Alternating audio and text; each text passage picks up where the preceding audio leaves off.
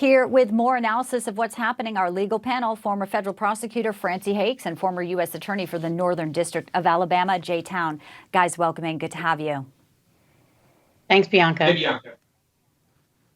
So let's start quickly on Maine. There's 3 petitions challenging Trump's ballot eligibility. Maine is allowing the Secretary of State, who we just saw, talking about Trump and January 6th, to weigh in first. Trump's lawyers are arguing that Bellows already concluded that President Trump engaged in an insurrection, a determination that she made well before the submission of evidence or argument in this current matter. Because the secretary has exhibited a personal bias in this matter, she should disqualify herself from further proceedings. Francey, does Trump's team have a good case here? Well, they have a decent argument. I mean, certainly they have a case for bias. But of course, these are political questions, and secretaries of state in every state in the country are elected. And so they are, by that nature, political. I think they do have a good argument. She should recuse herself, but I suspect she won't, Bianca. All right, Jay, any thoughts on that? And also, how do you expect the U.S. Supreme Court to weigh in now that Colorado has officially appealed? We know Trump's team may as well. We also had that Michigan ruling yesterday, which contradicted Colorado and kept him on the ballot, albeit different laws, but still some precedent there. Yeah, Bianca, I mean, to Francey's point, don't even have a trial, don't sit a jury, don't have an indictment, you don't need to actually convict someone of a crime like insurrection or rebellion.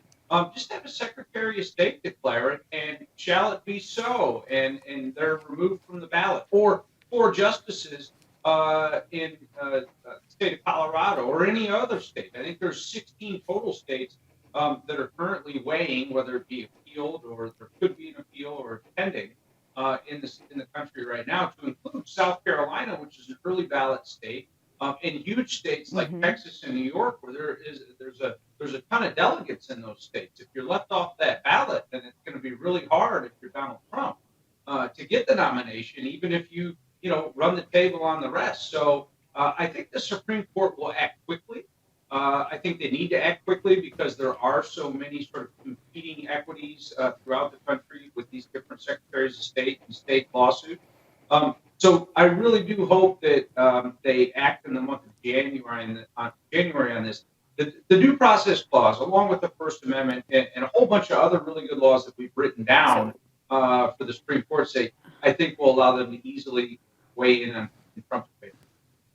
Right, and we want to point out all of these various states are specifically looking at just primary ballots. I mean, could we actually see similar challenges when it comes to general election eligibility, Francey?